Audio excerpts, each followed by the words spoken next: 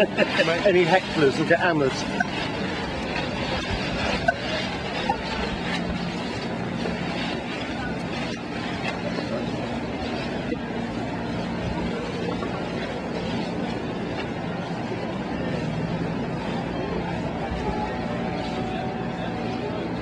We're just going to have a pre-introduction because when I was walking the route the other day I noticed that all these signs are up celebrating the 200th anniversary of the new cut.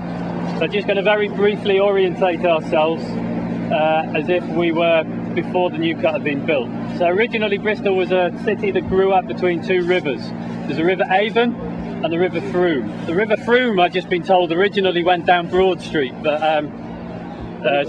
Baldwin Street, sorry. Steve will do more about that later. But then after 12 something, it came along here. And it flowed into the Avon here. The floating harbour was not a harbour, it was the river. And where the river is now is called the New Cut. And that's where they directed the tidal flow when they wanted to turn all this area into a harbour. So behind us, you would have had the River Frome coming down here. And this was gradually covered over between about 1850 and the last bit, the last few hundred metres down here were just covered over in 1938. So at the time we're talking about, of James Naylor and when Clarkson was here, this whole area, the two tidal rivers, were quays around the edges basically. So that's the brief pre-1809 orientation, and we will move on.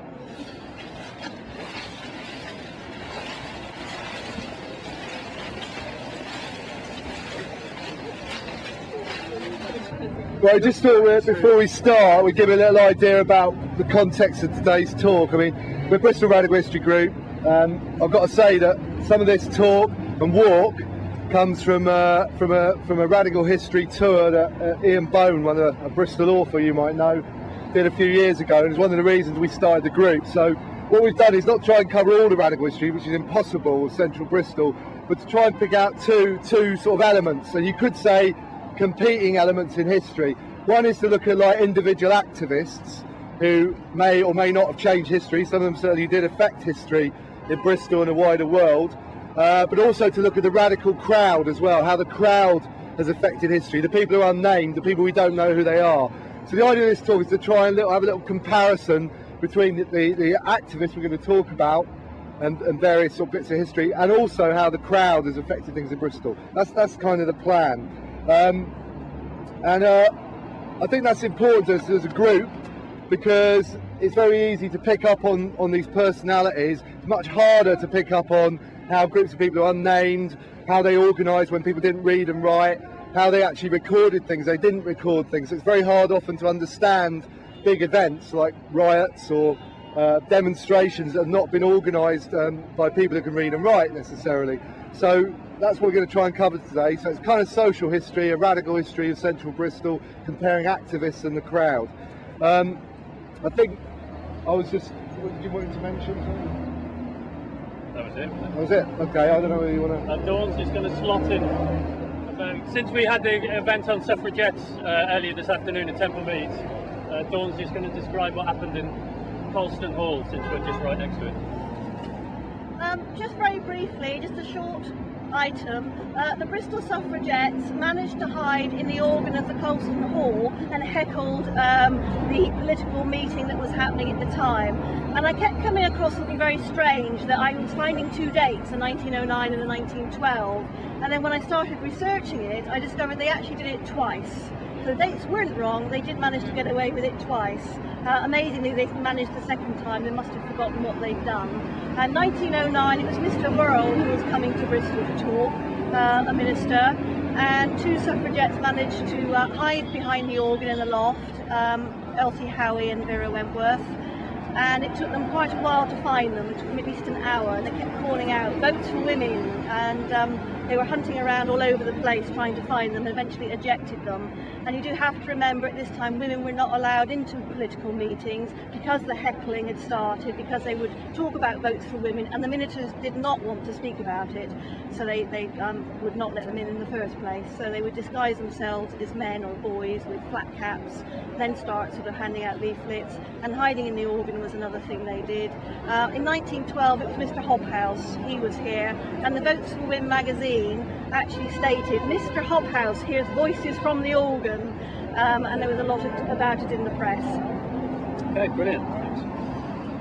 Okay, so we're going to move on up Corn Street, but just on the way you'll notice down behind that sign there's a statue of Colston, involved in the slave trade, much lauded in this city with naming absolutely everything. So in the spirit of radicalism we're going to flick him the bird as we walk past, and we're going to move up Corn Street. The bird of Colston Street.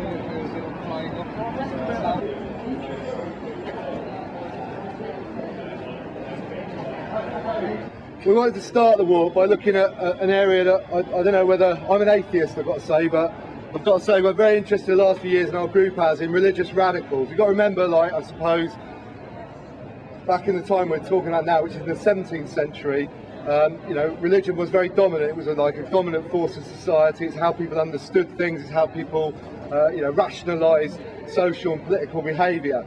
So, and the 17th century, particularly the period before the English Civil War, is extremely, and during the English Civil War, is extremely interesting because a kind of explosion happens in Britain, an explosion of non-conformism. Okay, a kind of reaction to the established religions, and very much a movement that comes from the people as well. And so I really want to start with the two figures we're going to talk about is James Naylor and Dorothy Hazard, who are very important in Bristol's history. I'll start by a quote, and this is a quote that was it's actually 1660, and this is a commentator, obviously who's not very sympathetic to non-conformist religions, and he's talking about Britain, and this is what he said about Britain in the period of the English Civil War, the 1640s. He said, "A numberless crew of locusts have sprung out of the bottomless pit, assuming themselves the names of Arians, Arminians, Socinians, Antinomians, Anabaptists, Familiists, Anti-Scripturists, Anti-Sabbatarians, Anti-Trinitarians, Libertines, Erastians, Levellers, Mortalists, Millenarians, Enthusiasts, Separatists, Semi-Separatists, Quakers," I see a few Quakers here today, I think, and I could add to that Grindletonians, Old Muggletonians, the Children of the Light, and these are all movements that appear in Britain prior to the English Civil War in the 1640s. Some of them come from Europe, some of them come as far away as Czechoslovakia. These ideas move across and they're associated with peasant revolts in Germany. These ideas flood through Holland into Britain. And these movements spring up, and they very much spring up at grassroots level. And when we talk about Dorothy Hazard in a minute, you'll see how, like, for example, early Baptist nonconformism appeared in Bristol. I'm going to start with James Naylor. Now, James Naylor was a farmer from Wakefield in Yorkshire, and you know, not a man from, you know, a simple farmer. He ends up, the English Civil War starts, and he joins the New Model Army. He becomes a quartermaster in Lambert's cavalry regiment. Now, to understand the New Model Army and its connection with religious radicalism, I would argue that the New Model Army, he fights against, you know, the monarchists, fights for Parliament, but that New Model Army is infused, in fact its core of its kind of fanatical, almost, belief comes from non-conformists in that army. Okay, so these are all these non-conformists. They join the New Model Army, they fight against the monarchy, they fight for religious freedoms. And those people, like James Naylor, actually preached in the army. In fact, James Naylor was an extremely famous preacher in Lambert's Hall. So before battles they would come out and they would preach. And that preaching was very much non-conformist. It was a democratic, it was looking towards like a change in the way that society was operated in. And this vast movement of people that appears all over the country, all these fragments, you know, that movement actually has a major impact on British political history. So even though the Republic, and when I say Republic, I want a bit of a cheer. The Republic, right, when the Republic happens, although the Republic is eventually defeated and monarchism comes back in, the restoration of monarchy and all that, these ideas continue, and they continue across the country, sometimes underground, sometimes overground, but they're there. These new ideas, new non-conformist ideas. I want to just give you an idea of the kind of thing that James Naylor was saying. James Naylor left after the end of the war, a war hero.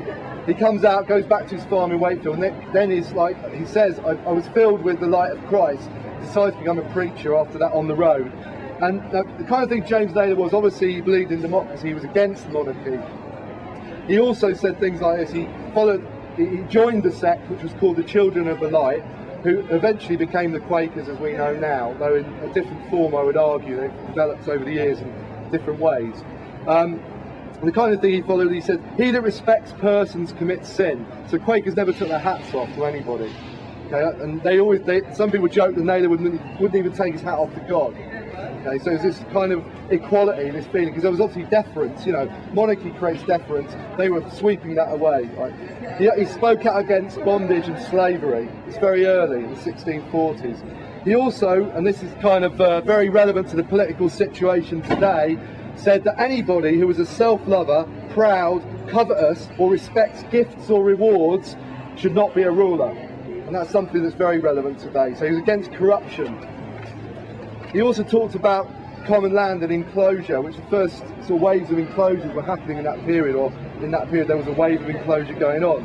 He criticised the wealthy. He said, getting great estates in the world, laying house to house and land to land, till there be no place for the poor. And when they are become poor through deceits, then you despise them, and exalt yourselves above them, and forget that you're all made of one mould and one blood, and must appear before the judge, who is no respecter of persons. So he was saying, like, God, you know, God himself will not respect the wealthy. He will not respect, we're all equal, we all come from the same mould. He said, God is against you, the wealthy, you covetous and cruel oppressors who grind the needy and the poor. So he's a revolutionary in my mind at the time. He was speaking out, and that kind of politics was in the New Model Army, and it was being expressed in the 1650s, you know, after the Republic is formed. He also denied original sin, and said that God would not conclude the condemnation of some persons before they come into the world. And that is a blasphemous idea. It's saying, no, we don't believe in original sin. Human beings are not guilty when they're born. Finally, a lot of this comes from the fact the Bible is available in English.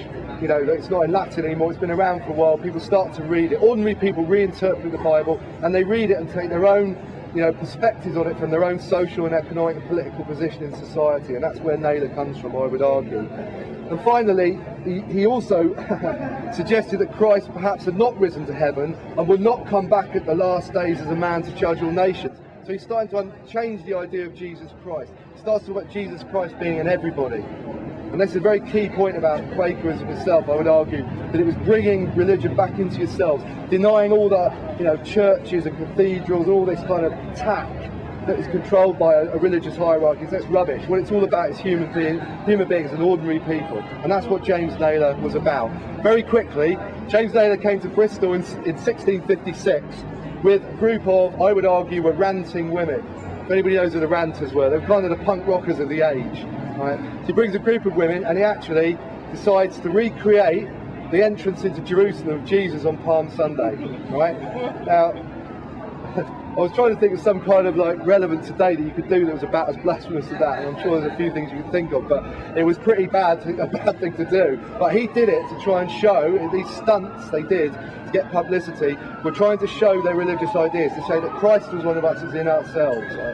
Anyway, so James Naylor arrives with his ranting women. He comes up this street in 1656, and we're going to walk to the top and see what happens.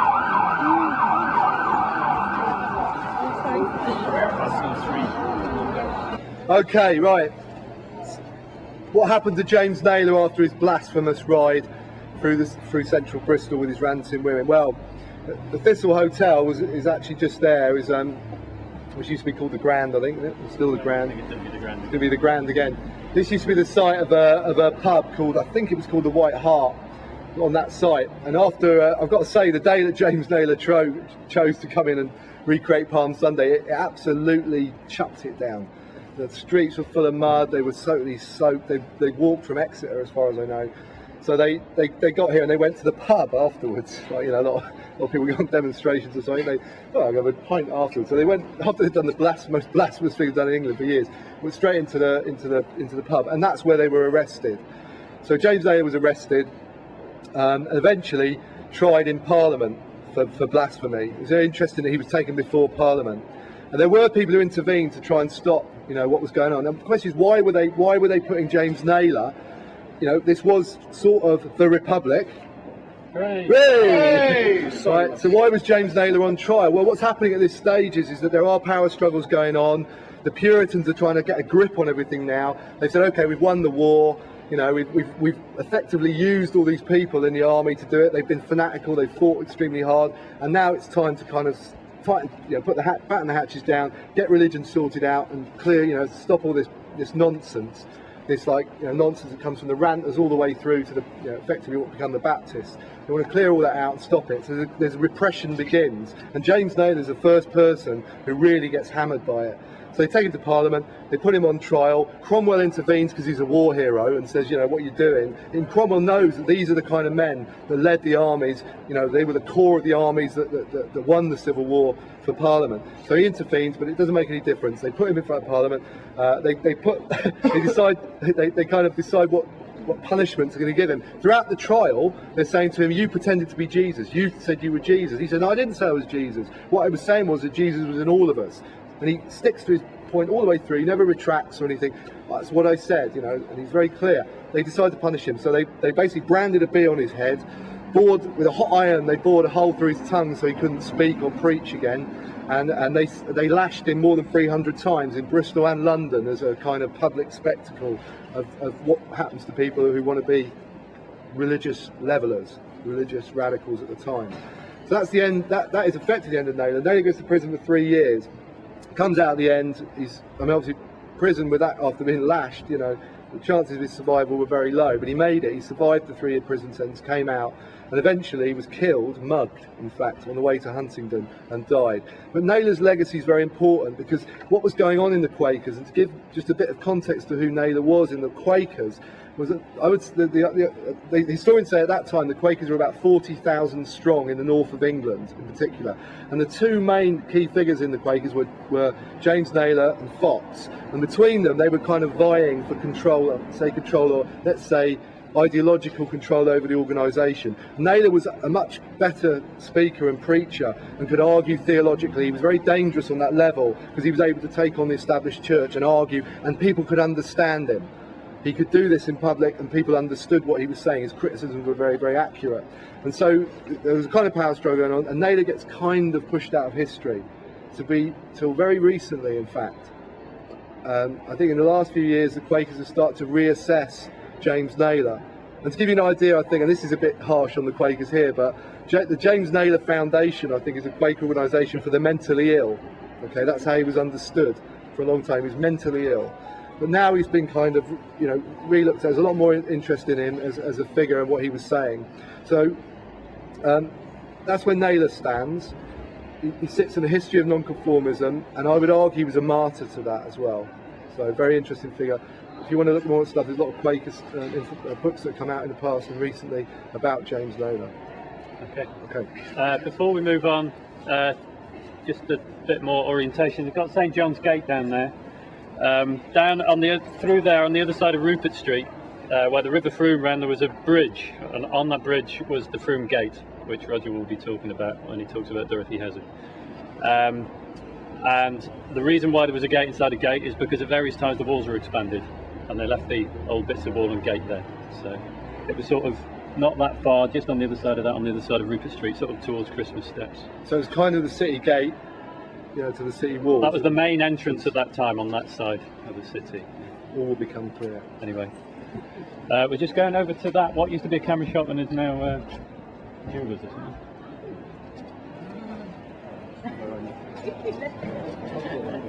Okay, I'm going to attempt to sum up the romantic poets in Bristol in 2 minutes. It's a subject that deserves rather longer than 2 minutes, and it's a subject that deserves someone who knows rather more about it than me. But anyway, there was Samuel Taylor Coleridge was born the youngest of 14 children in Devon, and he was a precocious child, and he was said to have read Robinson Crusoe before the age of 6. He was offered a scholarship to Cambridge University, and when he got there he got in trouble for supporting William Friend, who'd written a pamphlet slagging off the monarchy and the Church of England. Then he got into even more trouble because he got into a lot of debt, and then he probably had an unhappy love affair as well. But for whatever reason, he ran off and joined the Light Dragoons under an assumed name. Now, it depends which version of the story you believe. Either the Dragoons kicked him out because he was incapable of staying put on a horse and kept falling off, or his brothers got him discharged, arguing he was mentally ill. But either way, he went back to Cambridge. And on a trip to Oxford, he met Robert Southey. Robert Southey was born in Wine Street, which is just over there. And he had a friend called Robert Lovell, who was a Quaker from a rich merchant Quaker family, and they were all aspiring poets. And together with a fourth man called George Burnett, they devised a plan where they were going to go, they were going to get married. That was an essential part of the plan. They were going to get married, go into the middle of nowhere in Pennsylvania, and live under their own political code that they've invented called Pantisocracy, which they'd invented, and was basically a communal way of living, and they were going to do this in Pennsylvania. During this time, Southey and Coleridge were involved in experiments with laughing gas, but more of that next year, when hopefully we're going to be doing some more stuff around that. Lovell introduces Coleridge and Southey to Joseph Cottle, who was a stationer and publisher. And it seems he originally did this because he thought they would need some business acumen for their colonial adventure. The colonial adventure never happens, and Coleridge goes to press. So to cheer him up, Cottle offers him 30 guineas to publish a volume of his poetry. He then also publishes The Fall of Robespierre and Joan of Arc, which are two of Southey's early radical poems. And then Coleridge went out to live in Nether Stowaway, which is near Bridgewater. And there he was living very close to Wordsworth, and they put together a volume called Lyrical Ballads, which contained the Rime of the Ancient Mariner. Also around this time, Coleman starts editing a radical paper, which was a mixture of news reviews, articles and essays about nonconformism and radicalism. And he published this every 8 days to get round the tax on weekly newspapers. So instead of publishing it every 7, he published it every 8 days. Despite this tax dodge, it was losing money, so he stopped it after 10 editions. But if you want to see some original ones, they've got some in the library. Shortly after this, Coleridge gets offered some money by the Wedgwoods to go off and study poetry and philosophy, and he goes to Germany to do that. Wordsworth goes with him. Southey goes to Keswick, and he becomes poet laureate for 30 years and becomes rather right-wing. He blames the Peterloo massacre on the rabble and says of political reform, of which we'll learn about in Queen Square, that it was the railroad to ruin with the devil for a driver. So anyway, the publisher was here, and we move on.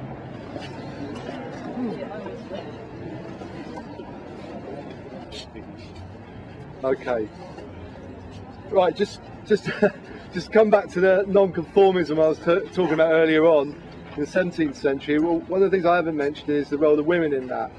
So I would argue that the 17th century in Britain is an amazing period for women to start to take on social roles and in fact political religious roles at that time. And one of the figures that's really important in Bristol's history, has certainly been popularised since the 1920s, is Dorothy Hazard, if you've ever heard of her.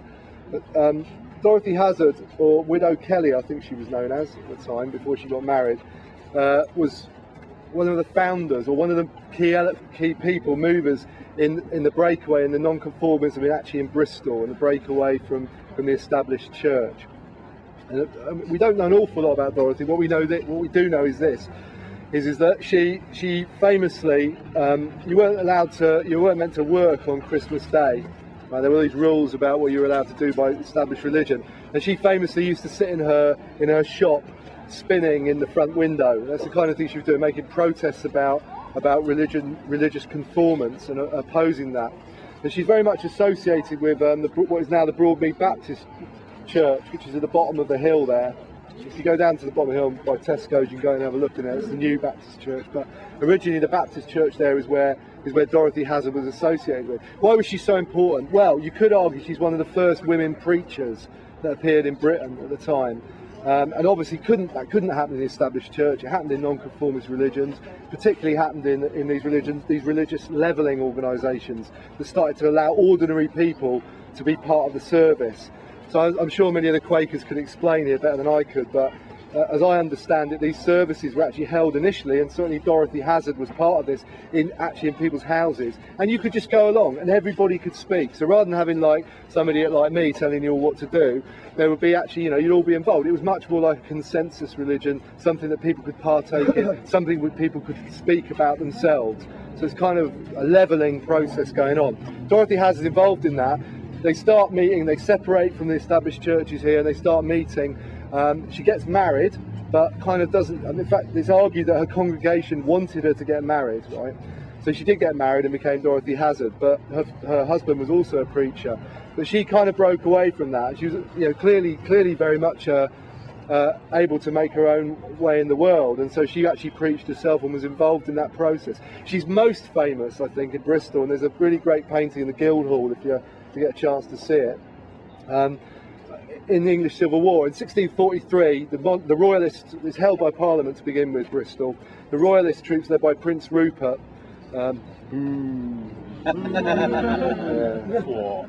Bristol people said that he fed his dogs better than the people of Bristol. He carried these two big hounds with him. Prince Rupert and the monarchist army are marching on Bristol, and the parliamentarian commanders here were like, basically, we've had it. We're going to be overwhelmed. There's no defence. There's not good enough defences. There's only the city walls. We're doomed. And Dorothy Hazard and a few other non-conformists, and Dorothy Hazard, one of the leaders. If you see the painting, you'll see her pointing in the Guildhall. She's pointing to what is the frame gate down there that Richard mentioned earlier. And what she did with like 200 or 300 women and children was to organise the defence of Bristol. They barred the gates and they built barricades, right, to stop the monarchists taking the city. She basically said to the parliamentarian commanders, if you won't do it, we will. So she's a great heroine in that period for leading these people. And for a woman to do that in the 17th century was fairly unbelievable. In fact, name a woman preacher prior to 1640. It's very, very difficult to find anybody. She was the one. She did the business. Rupert took the city, and eventually they had to leave. I mean, they had to go underground, and they left the city. But Dorothy Hazard should be remembered for starting that, being one of the key founders of nonconformism in Bristol, and also leading the defence of the city. So, at some point, if you get a chance, go to the Guildhall when it's open on the open days. Have a look at the painting, and also go and have a look at the Broadmead Baptist Church. There's a really good archive there called the Dorothy Hazard Archive, if anybody's interested. So I'll stop on Dorothy there. Were you going to hang on? Only very briefly. I mean, this city, as you know, suffers from colstonitis, and everywhere you go, you'll get some little colston. Very recently, they put a plaque on the side of St. Peter's Church there for all the civilians that lost their lives in the Second World War. Amongst, just as an aside, there's a statue of Cary Grant down in Millennium Square, which some people think shouldn't be there. But if you look on there, you'll see a family of 5 people belonging to the Leach family. Cary Grant was, of course, Archibald Leach, and his family had a direct hit in the war, and he was making the film Penny Serenade with Irene Dunne at the time, and you can see the sadness in his face. If you ever see that film, think of that plaque, and those people lost their lives. His auntie, his uncle, and 3 cousins. That's all I've got to say about that. A bit of a side. Minutes about more modern history about Castle Park. This is the historic centre of Bristol. The site of Bristol Castle is over at the far side of the park, and at one of the main entrance points you can still see the ruins of the castle gates. But from medieval times, this was the shopping centre of Bristol, and this is a map from 1918 which shows that this was all tightly packed shops and streets. Between Wine Street and the front there were 3 streets running parallel, and streets running all the way through this way. During the course of the war, this was entirely bombed, and I've got some pictures you can hand round here and have a look at of the damage caused by the Blitz. And by the end of the war, the entire site was ruined. The 2 churches are the only buildings left standing. What you see all around you are the old footings of the old buildings, and all around the park you will see this is all the pre-existing buildings that stood before the Blitz that had been left there.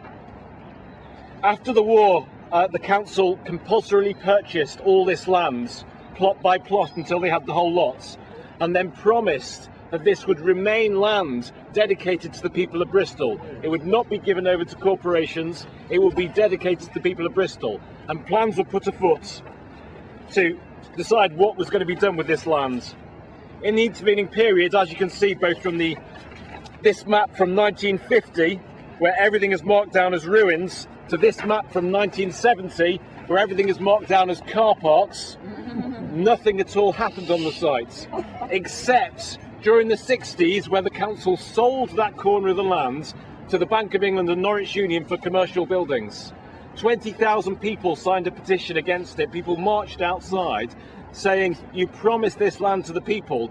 The council responded, "Yes, we did, but in order to build on it, we need money, and to get that money, we need to sell some of the land." So that land was sold off, and further plans took place for the park to be developed. As you can see from this overhead shot from 1971, the only buildings remain the two corner commercial buildings. This is all car parks, the rest remains ruins. The council did raise £3 million, and the George Ferguson of the day, Hugh Casson, came up with some very grand plans for the park, but he blew the entire £3 million on this corner of the park. If you go to the far corner, you'll see some huge retaining walls. The entire budget was spent on that corner, with nothing left for the remainder of the park. Still nothing occurred, but this is an overhead shot from 1984, but in 1978 what was decided was that the remainder of the park would simply be grassed over. All the remaining footings were backfilled with earth, and the whole area was grassed over, and some basic paths were put through the sections, and that's how it remains for about a decade, until more commercial development was desired in the city. This time the multi-storey car parks you see behind you, and beyond that the Broadmead shopping centre.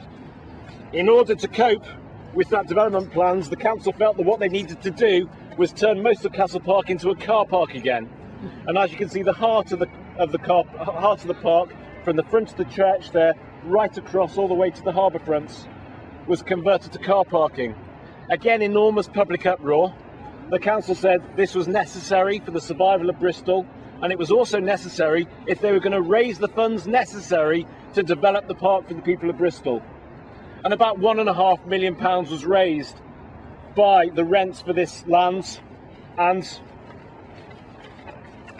that money was spent primarily, as you can see, on two things. The first is this area of hard standing, which you can see, which the council leases out for markets and fairs, for commercial rents. And the second is the area called the arena, which is over there at the bottom, which, whilst made of grass, is reinforced hard standing underneath with good road access, and is rented out for commercial events, particularly in the summer. The only other developments that took place was the playgrounds, which is in fact financed by the Evening Post newspaper and not by the council at all. And that was the situation we reached to date.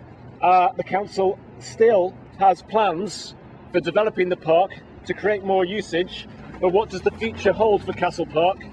Well, this is what the future holds for Castle Park. It's a mixed-use development opportunity, and you can see that this white line circles everything from the edge of the park there all the way up to this church building. Again, the council explains that if they are going to develop Castle Park, they need to raise the money from somewhere, and the only way they can raise that money is by selling off the parkland to corporate developers. The reason in particular why they say they need the money is because these two buildings are a disaster. They are ugly, they block access to the park, and they're entirely empty. But as they are now privately owned, the council can't do anything about it. So, in a deal with developers, they have persuaded developers that they will rebuild these buildings, but in return, they will receive a slice of the park for their own private commercial developments. What you see along the front here is now the only undeveloped stretch of harbour front in Bristol. The entirety of the rest of the harbour has now been given over to private developments, and this remains the only undeveloped access Negotiations are still going on, but as recently as this Thursday evening, the council confirmed again they were not prepared to promise that they would not build on the park. They said the park comes first, but if the maintenance of the park means that they have to build on it to pay for it, then that is what they will do. When is a park a park? When is the green space? Okay, are you going to mention your victory? Briefly. Well, that's the other side of the city. Go on, mention it.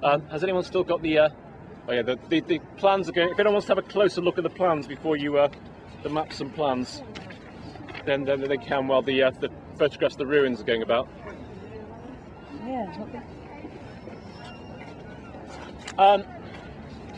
The application for this town green was narrowly refused. It was established that this piece of land satisfied every existing requirement of the law to be registered as a town green, except the inspector came up with 2 new reasons why it shouldn't be. And currently the applicants are considering whether they're going to judicially review that decision. The council had made noises that they were going to voluntarily register this land as town green, perhaps after they're built on some of it, but it was on Thursday night they said they weren't prepared to voluntarily register the lands because they weren't prepared to promise not to build on the lands. They felt that the people of Bristol couldn't be sold out like that because the people of Bristol may need the commercial funds generated by selling off their parks in the future, and therefore they couldn't promise not to build on the land. That's how it stands at the moment. They're still arguing. At the moment, the current plan for development, when you leave the park, you'll see a diagonal path which runs through an avenue of cherry trees, which used to be the old Dolphin Streets. Currently, the developers are being promised up to that path in return for developing the buildings on the corner. Whether they take that or not, I don't know, because it gives them very little of the harbour frontage, which is, of course, where you get the best prices for your penthouse apartments. So whether the developers accept that or not, we don't know. But currently, it's anywhere between there up to the wall of that church that's to be developed. I'm just going to say that Dan's been a bit modest because he's not mentioning that there's been a rare occurrence which he actually won a town green planning application on a development site in Whitchurch. Yeah. So there is hope using this method, but it is a rare victory. But that's a better method. Let's explain all later. Right, okay. There's various memorials in this park. There's what is there? There's the trees to each feature D-Day down there. We're going to pass the monument, the plaque to those that fought in the Spanish Civil War, and also the plaque to those who've lost their lives at work, which are both, when we go down here, are both on these walls here. Okay, so should we move down?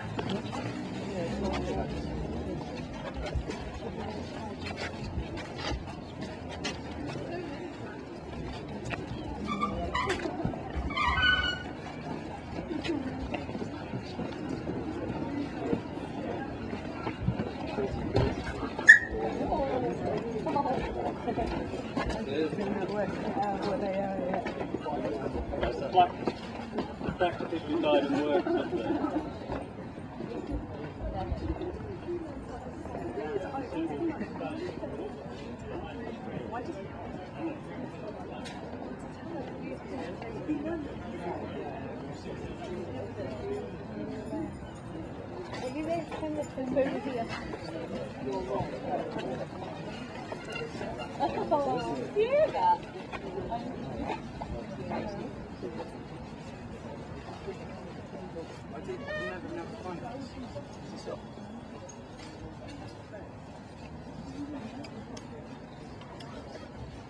Just to say, this plaque to the Spanish Civil War, I think there were 3 people in Bristol who died fighting in the international brigades against the fascists in Spain in 1936 to 39.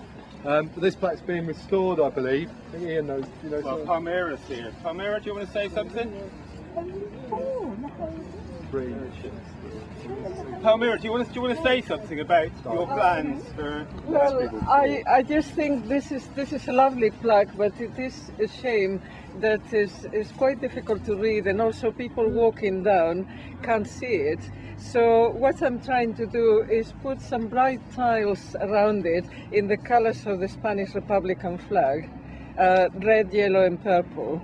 So I'm told that we've got permission from the Trades Council now to do that. So we'll be going ahead as soon as possible. Can the metal not be polished up? It could be, yes, but I'm not offering to do that. Yes, the Trades Council said something about polishing And then spray it to so you don't have to It could be done, presumably, but that's another project. So, yes, because it's not very easy to read, is it? No, I don't. Yeah. People see that as like 526 volunteers in the same. Yeah, these are the volunteers from Bristol, and the names are at the bottom, if you can see them. Yeah. Or some, yeah, but the Bristol volunteers' names are at the bottom. Yeah, but I think it's a shame, especially now that there's so many young Spaniards in Bristol, that nobody can see the plaque. You know, it's partly the tree, but I think it's just dull.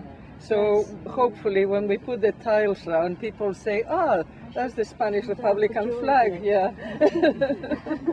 So. You're very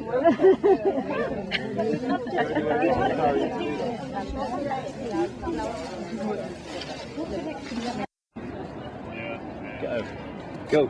Right. Just a little bit on the topography of Bristol. They say it wasn't around in Roman times, although various workmen in Victorian times scooped up hoards of Roman coins with their bowler hats and then skedaddled with them. But it definitely was here in Saxon times, and it's a lot older than 1,000 years. Where we've been is basically the centre of the old Saxon city, or town as it was then. It was a border town, a wild border town on the border between the West Saxons and the Mercians. There was a Mercian church here, St. Werburg's, named after a Mercian princess. And the whole town sort of spread out from this crossroads here. This has been lived on or lived in for well over 1,000 years, and to some extent it's a bit of a shame that it's not lived in or worked on now. I'm just giving you that to give you a little bit of a sense of how St. Wulfstan found it. St. Wulfstan was a saint of the 11th century. He was the last Anglo-Saxon bishop. He was confessor to both King Harold and William the Conqueror. He was a very pious man. He became the patron saint of peasants and the patron saint of vegetarians, and his deeds were many and varied, and he's not very well known in Bristol, but he was the first man to try and stop the slave trade. Bristol had been known for over 400 years at that time of exporting slaves to Dublin in Ireland. Dublin was the centre for slaves in Western Europe, really. It was then in the possession of the Vikings, and they were very avid slave dealers and traders. Bristol traders used to add value to their slaves from all the wars and so forth, the disputes surrounding about the dispossessed, the homeless and all that. They were carted here and then transported off to Ireland, as I say. Mostly Ireland, but that was the main market. They say that St. Patrick may have been one of those people that they carted off. There's not conclusive proof of that. Anyway, as I say, Wulfstan was a pious man. He was responsible for the Domesday Book in this area. He was Bishop of Worcester, and the See of Worcester came right down to the River Avon, which was sort of like the boundary of the See of Worcester. When he was here doing the Domesday Book, or thereabouts, he discovered these poor slaves in the slave pens along what is now Baldwin Street. The River Frome, we've already said it was diverted in medieval times in 1240, but prior to that the river came along here, and Wulfstan could see the slaves in the slave pens here ready for dispatch to Ireland, and he set about preaching every Sunday to try and get this slave trade banned. He was successful in the end. He recruited Lanfranc, who was the Bishop of Canterbury, French-speaking Bishop of Canterbury. Lanfranc and Wulfstan managed to petition William the Conqueror, who was getting a rake on these slaves, to actually stop the trade. The trade didn't die out, unfortunately, because 2 centuries later, Henry II, who also used to live around these here parts, he notified the then English Pope of the existence of English slaves still in Ireland, and justified his initial conquest of Ireland on those grounds. Anyway, going back to the 11th century and Wolston's time here, the Bristol people realised that he was really on their side, and they were quite pleased that he was banning the slave trade. And it's the first recorded instance of the Bristol mob rising, where they grabbed hold of one of the more evil slave traders and put his eyes out. Anyway, that was his recompense for doing all his dirty deeds. Wolston went on then, he lived till he was 90. He died doing his daily chore of washing the feet of a dozen poor, but he was a really pious man, and it would be really nice, now we've got some success with a fellow called Clarkson, but we'll see a bit later on, if we could have a little bit for St Wolston. Thank you very much. Hello, everybody hear me at the back? I'm going to briefly talk about the Bristol Bridge Massacre of 1793. Now, for those you can see, over there on the right hand side is Bristol Bridge. And that was one of the main thoroughfares into Bristol in the 18th century. Now, Dan, who spoke earlier about Castle Green and the usage, said about this being one of the major centres of shopping, but also we know about Wine Street, Corn Street, It's Not the Nail and all that. This is where the market was situated, this is where the centre of Bristol, the centre of commerce was situated. At the time, as I said, this was the main thoroughfare, but it would have looked completely different. On both sides of the bridge, there would have been houses and shops, like Mrs. Miggins' Porridge shop and stuff like that, you know. So travellers come in and out, selling their wares and what have you. But also, very importantly, there'd be a toll gate, or sometimes known as a turnpike there.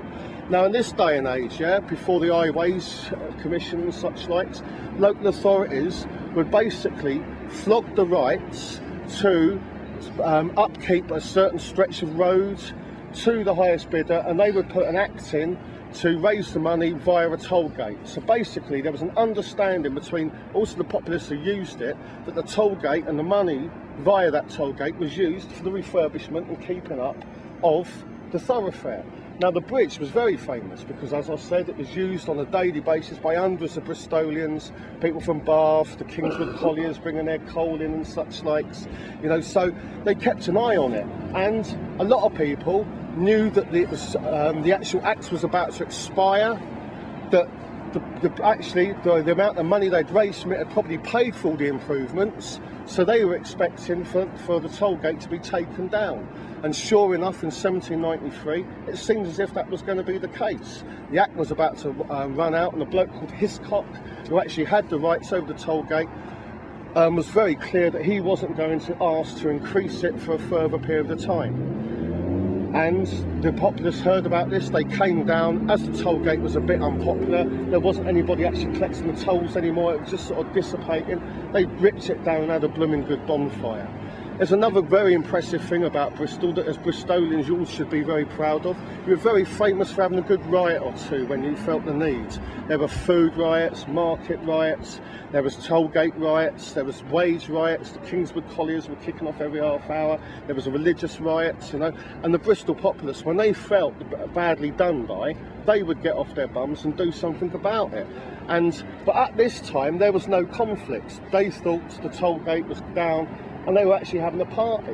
However, some leaders of the corporation, which was the local government at the time, don't forget it's a city and county, and that was very important, realised that this was a good wage earner. They could get a couple of bob here. Can everybody hear me? Yeah? They could get a couple of bob here. So basically they said, we're going to rebuild the turnpikes. And not being the brightest set of people, they decided to rebuild it on a Saturday. Now, Saturday is the worst time to do anything like that. For starters, it's market day, so everybody's coming in and out. It's really busy. And the other most important point is wage day. So most people were getting paid, and they were in the boozers dotted around here, sinking a few. Obviously, I was talking as the workmen were out there putting the toll gates up, and basically a lot of people got together, decided a bit of direct action was the best way to explain to the corporation, and they ripped down the toll gates and made a merry bonfire. In the meantime, a bloke called George Dornby turned up. Now, George Dornby, also known as Vain George, didn't have many friends at the time. He was a big lad, bit of a bully, bit of a bigot, liked to brawl, but he also liked the working classes and etc., to be in their place. And if he said there was going to be a toll gate, there was going to be a toll gate. So he came down here, running up and down, waving his arms about, moaning and shouting. and basically the local populace were just taking the mickey out of him. There were a couple of brawls and scuffles and such likes, but eventually Dornby realised that he was having no effect, so he called out the militia. Now in the 18th century the militia were like a standing army. There was very little democracy in this country, as I'm sure you're aware. Very few people could actually vote, but you could actually get picked by ballot to go and serve in the militia for 3 years, whether you liked it or not. Of course, away from your family, you had to go and serve in different parts of the country, because they'd always have the militia, if it was raised in Bristol, about. And basically the turnpikes were down, they turned into ashes. It was basically dissipating, and most people were going about their business, and the actual crowd was starting to dissipate. But then they heard the drums and the pipes of the militia. That it was the militia from Hereford, and there had been a bit of conflict before with the Hereford militia, so there was a bit of previous, if you like. And they came over the hill there and were coming down towards the Bristol Bridge. Now what this actually happened was the rioters came back to see what was going on, but also other people came along just to see what's all the fuss about, what's going on. So a bigger crowd, if anything. So rather than actually further dissipating the crowd, when the militia came, a bigger crowd turned up. By this time Dornby had completely and utterly lost it, and he was shouting abuse at all sorts. And eventually he read the Riot Act, which apparently very few people could hear because he was so angry he wouldn't actually make himself understood properly. And then he ordered the militia to fire. 11 people were murdered on that bridge by that. Most of them weren't even rioters. There was one bloke who was shot in the thigh, who died of blood, a bloke called John Taylor, if my memory serves me right, who was actually coming home from work, a bit like the geezer who was just killed at the G20, Ian Tomlinson. Mind his own business, had a look round the corner, ended up with a shot in his thigh, bled. And in that day, that could be fatal, he just bled to death.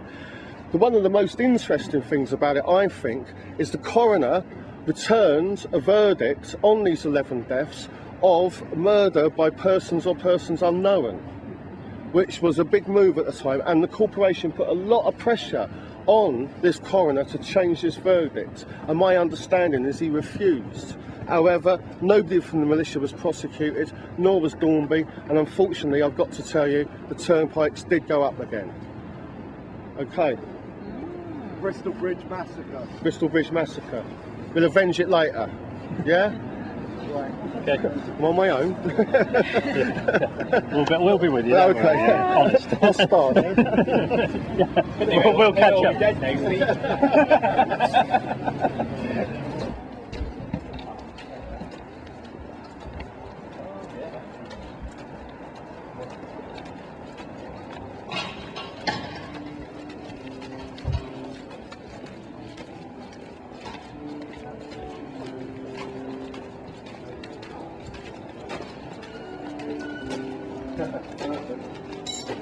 Right, go.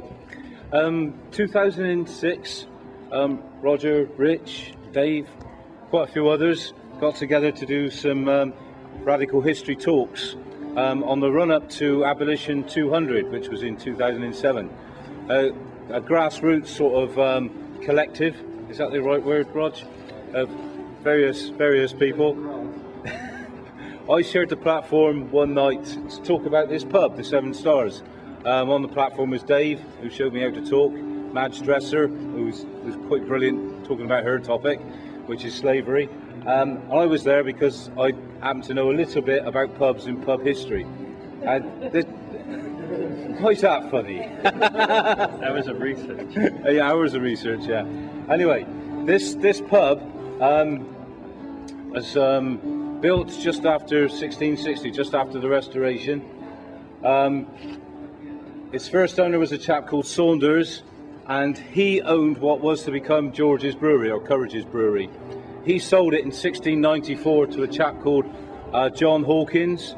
John Hawkins was one of the signatories of the petition to get Bristol involved in the Africa trade of 1698, which was successful, unfortunately. He also picked up this pub in 1694 off of Saunders, and it was effectively one of the first tied pubs of the country, really. Tied meaning it was attached to a brewery. They didn't brew in the pub. Anyway, little did they know, but 70 years after that, it would be important or pivotal on the world stage as the place where Thomas Clarkson, Wilberforce's foot soldier, actually came to Bristol to start his investigations into the vagaries of the slave trade. A lot of people knew it was a bad thing. Clarkson had done his own essay on it, an award-winning essay, and the things he was finding out were making him restless. He met some people in London. They told him to go and find out more, so he actually came to Bristol.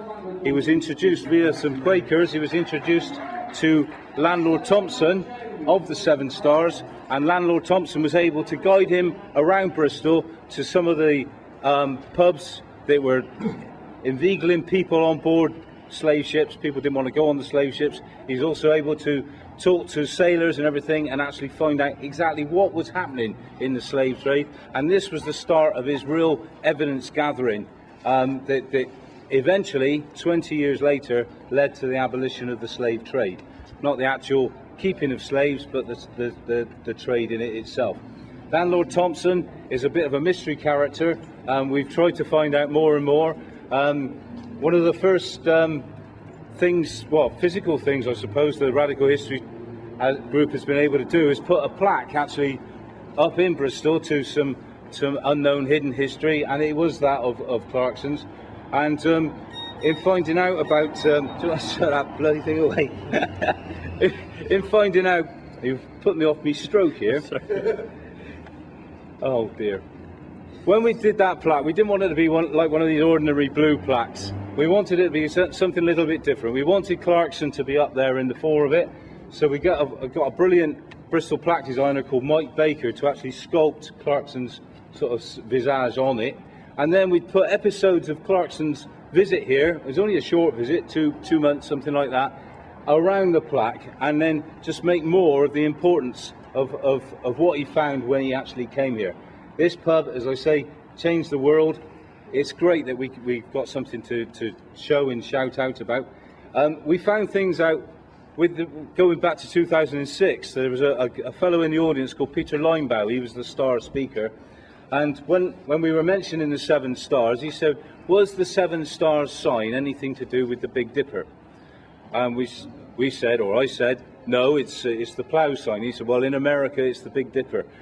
The Big Dipper in America was very important because it was the symbol for the freedom train that slaves used in the 1830s and 1840s to freedom in the north of America.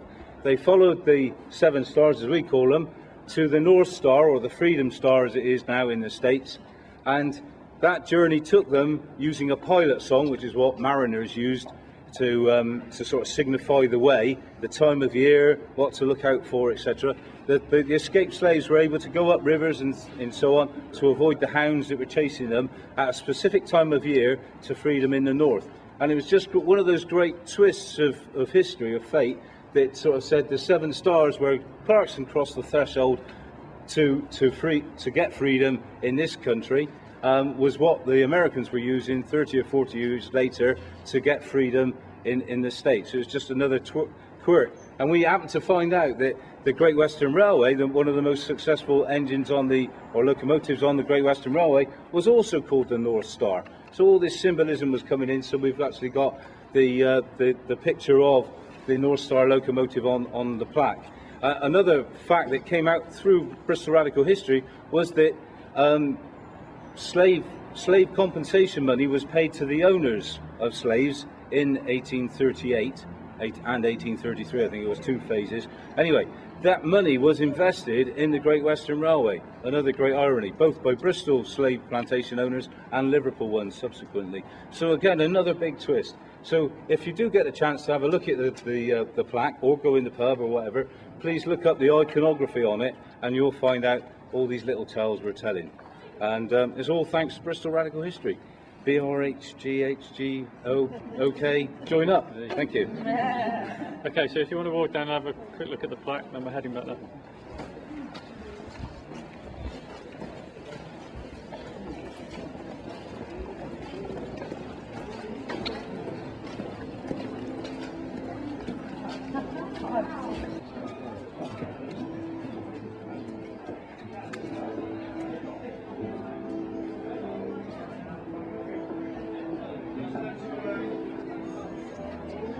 Right, just very quickly, everyone. This is on our way round to the hole in the wall.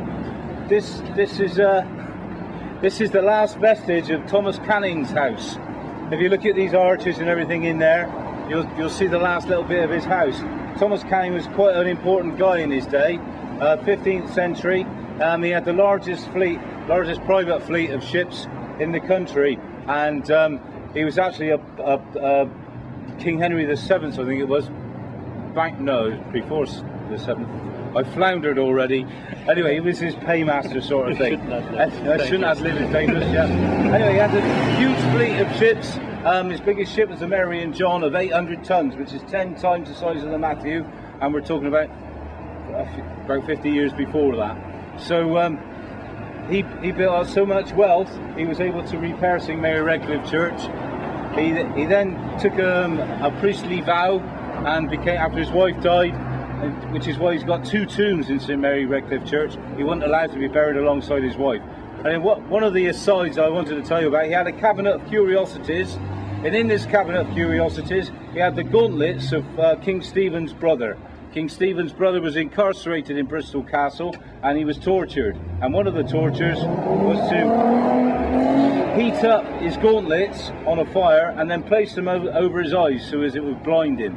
Anyway, these were in the that was before they carted him off to Cardiff Castle to do him in.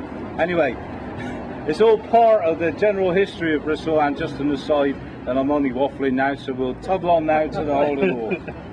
Yeah. Right, this is the last little talk from me. Hooray! Well, this is the famous hole in the wall pub. It had various names. Not much of it was to do with this abutment, which is extremely rare. Roger's standing modelling so beautifully. No, don't do that. If you can imagine, in olden days, this actually continued. This building, other buildings were here. They were either lost in a blitz or road widening, the usual things that happen in Bristol. But that abutment was there for a specific purpose. There were 2 lots of people in Bristol that would nobble you or crimp you, and they were either the press gang or the slave ship owners, and they would do it basically by either getting you in your cups or getting you in debt or getting a hold of you somehow, and then whisking you off to wherever they wanted to take you. This abutment was to prevent the drinkers in here from falling prey to them. This particular pub has 2 separate entrances, and they always used to have a lookout in there who could see either up the Grove or down the Grove for anybody coming. And if anyone did come, they could up went the shout, and they could skedaddle out the other side. Now, this pub was immortalised in Treasure Island as the Spyglass Inn, and it follows all the things laid down by Stevenson. Whether Stevenson knew about that or not is a different matter, but it was immortalised by Stevenson. Clarkson knew about this sort of thing, and landlord Thompson, when he took him to Mars Street, he was looking for all these bad practices, and that was what he wrote up. And it was the fact that British seamen, who their attrition rate was, he recorded it in 1786, of 1,000 sailors that went from Bristol, 250 deserted, 500 came home, and 250 actually died doing it. So it was very, very unpopular. Anyway, it's immortalised in Treasure Island.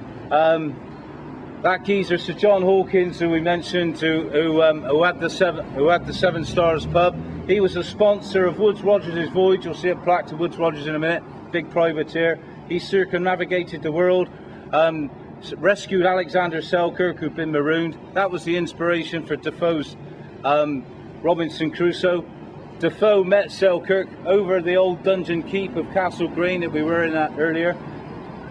Because of Robinson Crusoe, Jonathan Swift wrote Gulliver's Travels as a sort of opposing view of the colonisation that Defoe was promoting. Samuel Taylor Coleridge did The Rime of the Ancient Mariner and the exploits of one of the people who was lost on Woodes Rogers' voyage. He'd been left on the Galapagos Islands, captured by the Spanish, enslaved for 15 years, and then finally came home. Then we had William Williams, who did the journal of Llewellyn Penrose, which was the first ever recorded encrypted map and pirate treasure, which was then used by Edgar Allan Poe, which was then used by Robert Louis Stevenson. So we got all these literary facts, and all this because of Bristol's place in world history. And then there you are. Thank you, and good night. And more of the riotous behaviour going on.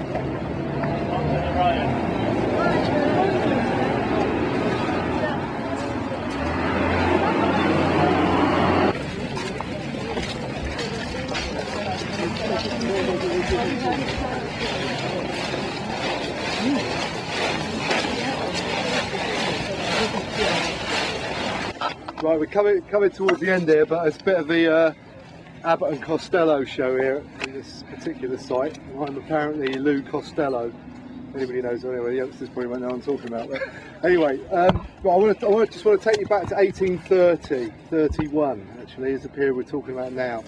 And I just want to give you an idea about what was happening in 1830 if you don't know.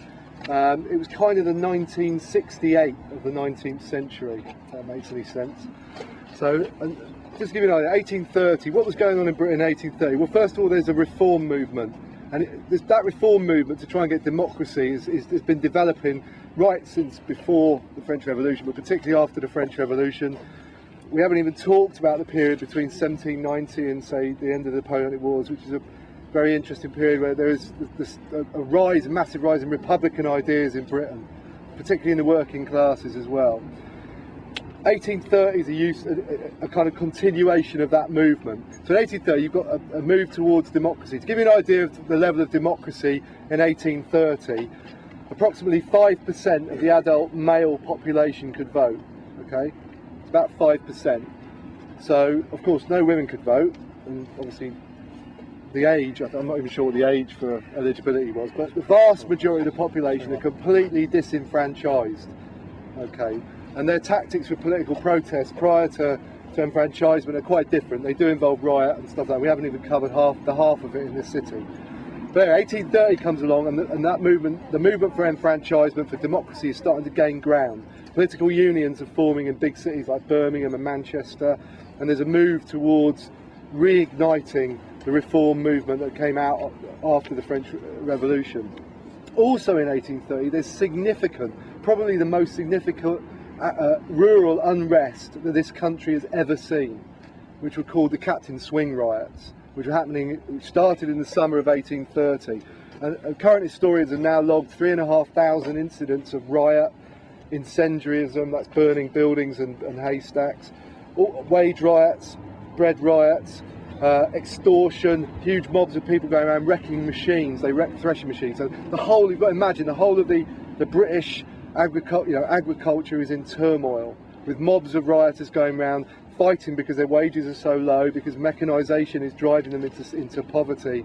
Their children are starving. That's all kicking off in the summer of 1830, along with the reform movement. And also in those swing riots, gangs of rioters, particularly in Kent and Sussex, are parading, and hundreds of people with the French tricolour and the cap of liberty, which is the little red Santa hat, if you've ever seen it, which symbolise the French Revolution and the bringing of fraternity, equality and democracy to the country. So it's kind of a very dangerous period for the rulers of this country at that time. Also in France in 1830, in May, June of 1830, there's a revolution. I didn't know much about this, but there's a revolution in 1830, which is where you get the famous picture of liberty leading the people. You know, the woman with her breasts hanging out, the flag and all that. That's from 1830. And it's like, there is a big revolution. 3,000 barricades go up in Paris. One of the long series of revolutions that occurred, or insurrections, that led to democracy in France. They overthrow the Bourbon dynasty. At the same time, Belgium goes up, which is a colony or part of the Netherlands.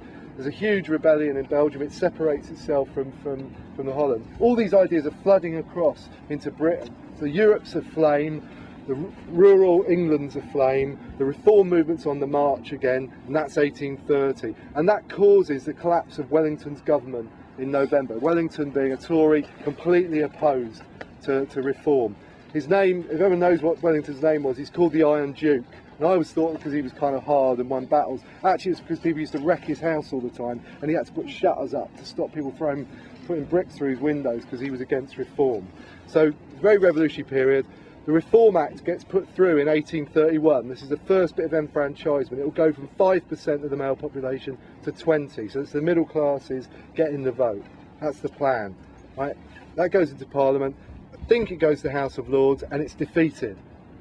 And as a result of that defeat, the defeat of democracy, there's outrage in the country, and the Speaker, who's been against reform, the recorder, I think, of the House of Lords, Charles Wetherell, comes to Bristol to have a party with the bishops and all the other people in the city, the corporation who run the city, who are against democracy.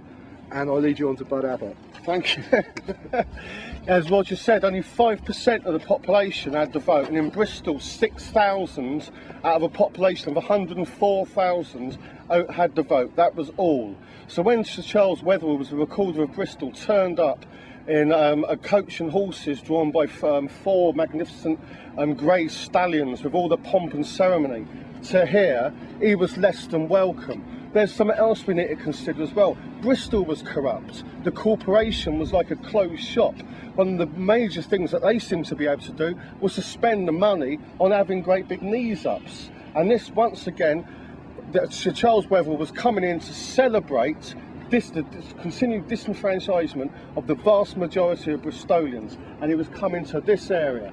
Now, as you look around, you can see all the houses. You can see the Customs House over there, for example. The Mansion House was over there, wasn't it? You know, I mean, look how rich this is. You know, I mean, to be perfectly honest, this was the centre of the ruling class at the time in Bristol. Okay, the council house might have been down there, and there might have been the prisons over there and such like, but this is where they had their knees up, if you like. So coming here was very, very inflammatory. As he arrived, people were stoning his coach, and the word was going around that he was coming down. So basically, and I'm going to use this word, a mob started to arrive, and people started to get towards here, started to agitate, started to get together, and then they really started to brick all the houses. They took all the windows out, and Wetherell and the mayor at the time realised that it was all going a bit Pete-tong. There was the magistrate couldn't handle it. There was no local authority as such that could counteract the rioters, and Wetherell eventually had to escape for his life across the roofs. He had to leg it, and there's no doubt if the rioters had got hold of him, they would have had something to say. You know, and he legged it. The mayor had to get away, and basically everybody who lived round here just about scarpered, except for Madame Tussauds. And he found this out the other day. She actually had some waxworks in one of the buildings here, and she tried to save her waxworks best, and I think most of them were saved. But the vast majority of people just let the rioters get on. Now, one of the first things they did was break down the houses, rip down the houses, but also Customs House was absolutely full, chock-a-block, as was the Mansion House, chock-a-block of alcohol. So a party ensued, and I suppose most of you have seen the photo. I'm going to pass it around, and this is when the grooms come out, of a big party going on round here, and they'd actually sort of knocked off the doors, if you like, brought them out here, made a table, got all the spread out, and they were eating and drinking and being merry as basically the place burnt down. Also the famous, you've got William III here, the Glorious Revolution and all that, and as Roger said, the tricolour and the Apple Liberty were very, very prominent well, it was feared by the ruling classes, you know, and the tricolour was actually hung from William III's arm there as the rioting carried on.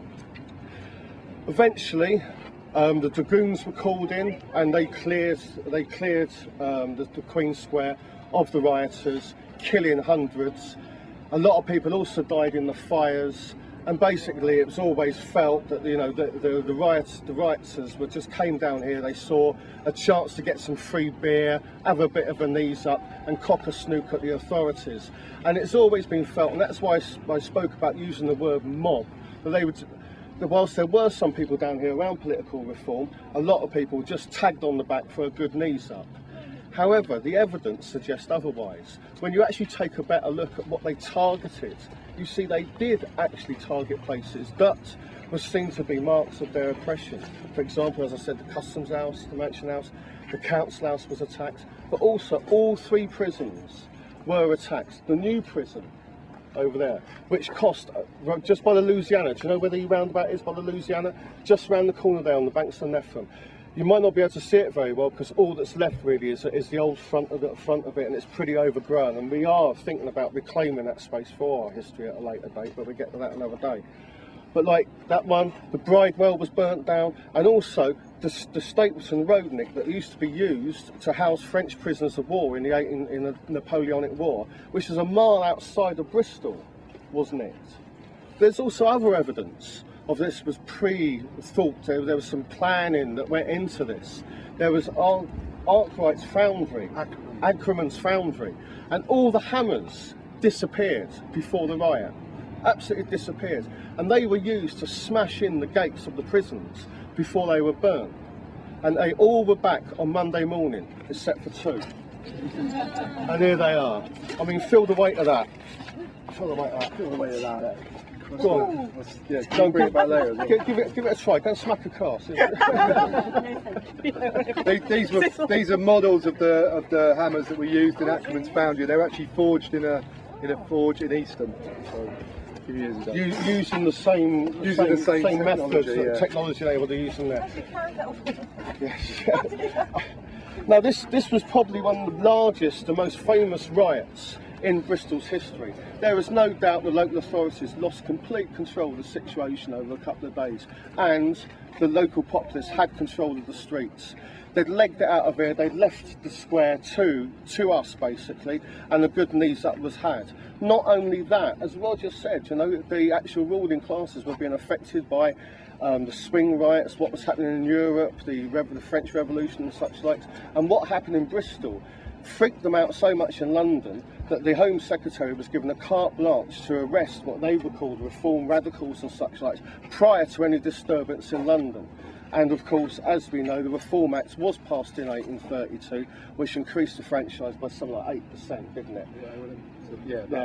Yeah, 50, up to, yeah, that's right. So, you know, the Bristol riots of 1831 were definitely a marker, not only in Bristol history, but I think I could argue as well, we could argue as well, in our country's history as well. Thank you. In the style of Lou Costello, I just want to add a couple of things to that. But first of all, it was really important, something we found out recently is that when the rich left the city because it was burning, they cleared off the Bath, and they tried to raise a militia in Bath to bring that to suppress the riot in Bristol. And there was a riot in Bath. By working classes in Bath rose up and stopped that militia actually leaving the city. So there was like action going on in Bath to actually support the rioters in Bristol as well. Also, what's very, very important, I think, is as Steve said, is that there are interpretations of this riot, and they range from sort of romantic left-wing ideas about, oh, everybody supported reform and they were rioting for reform, right the way through to ridiculous right-wing ideas like it was just chaos and it was murder and everything. Now, in between these things there's something else, and that is the agenda of the rioters themselves. And many times in the 18th century, and right up to this day you could say about riots may start for a particular reason, like a trigger. There might be a political event, it might be somebody being killed by the police, but the agenda of the rioters often comes out in the process of the riot. And clearly in Bristol the agenda was attack the corporation, attack the rich, attack the places which incarcerate you, the prisons, and attack the clergy, because they went straight up to Park Street, right, and they tried to burn the cathedral down, and they failed to burn the cathedral down, so they burned the Bishop's Palace down instead. So they had an agenda, the rioters here, and I think it was, it was wrong to say that, that it was chaos or that it was, left-wing romanticism. The impact of the riot definitely, I think, got the Reform Bill put through, as did big riots in Nottingham and Derby as well. And that pressure from that fear of the lower classes revolting at that time, I think, pushed it through. It was one of the main reasons for it. And we should move to the last thing. Absolutely. Okay, there's one last stop just before we get back to the Arnolfini. If you walk down there, on that building just on the left, that's where the plaque is, isn't it, Mike? There's the Woods Rogers plaque. So we'll walk down there and then turn right, and then just look up on the left there.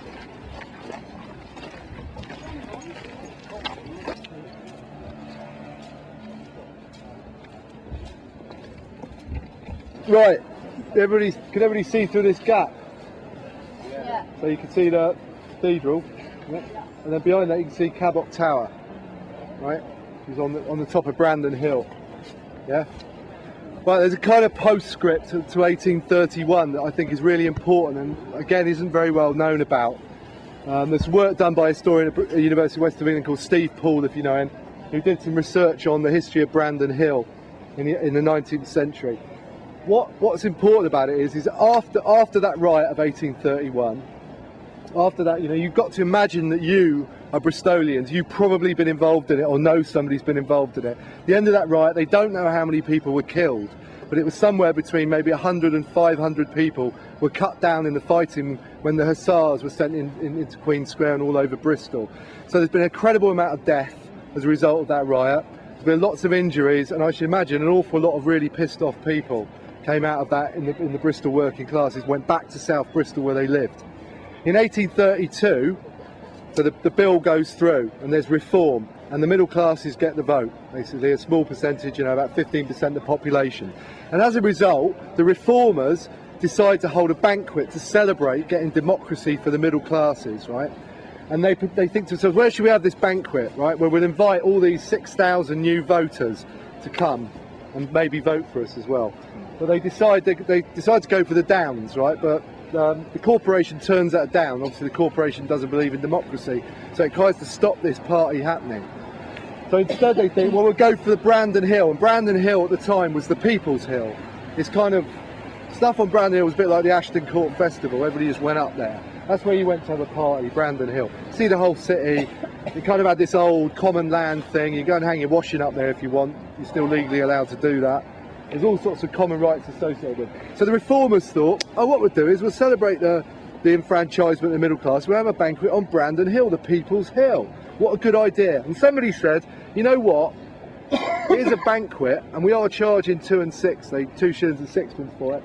But, we wouldn't want any, troublemakers turning up or anything, any gate crashers or... So what we'll do is we'll put barricados around it. Ironically, barricados were used on slave ships to stop slave revolts. They're kind of like big sort of fences where you can shoot through. So they put big barricades all the way around this huge banquet, right? Set it all up, sold the 6,000 tickets to the merchant, the traders, the middle classes in Bristol, and said, come to our banquet and celebrate reform. And also they were after their votes. The 2 candidates, MPs, reformers in Bristol, Prothero and Bailey, were going to be there. They were sitting at the top table. Unfortunately for the organisers, 14,000 Bristolians turned up kind of before it had started. 14,000 turned up. Ashton Court turned up and went, we're not having this. They overwhelmed the barricades, poured into the banquet before even the merchants and the traders who got the vote actually could get in. They were all queuing up. Everybody went over the barricades and a huge party ensued, which involved bare knuckle boxing. A woman was seen dancing on the table by the 2 MPs who were absolutely scared, very, very scared at that point. And the party went on. Cartloads of puddings were wheeled off down to Hot Wells and stolen. All the food was taken away. Barrels of beer were rolled down the hill down to the bottom where working classes lived on the bottom of Hot Wells. And the whole place turned into absolute chaos at that moment. People who tried to intervene, wealthy people tried to intervene, got stabbed. People who the mayor turned up, had his shoes and his hat robbed. People were robbed on the, There was a firework display at the end which turned into chaos as people robbed at the crowd. And the whole thing was disastrous. It was disastrous for the reformers, but they'd forgotten one key thing, I think, was that if you had been in that riot in 1831, the year before, if you'd suffered in that riot and you'd seen democracy probably come about as a result of it, then you might be a little bit bitter when the people who've got democracy decide to hold a party on your hill and you're definitely excluded. And that's the kind of postscript to 1831, the Brandon Hill Reform Banquet. It's worth checking it out.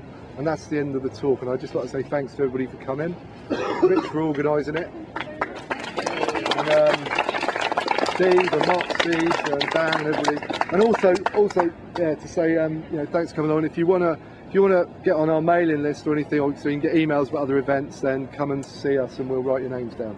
And thanks very much for coming and putting up with us. Cheers. Cheers.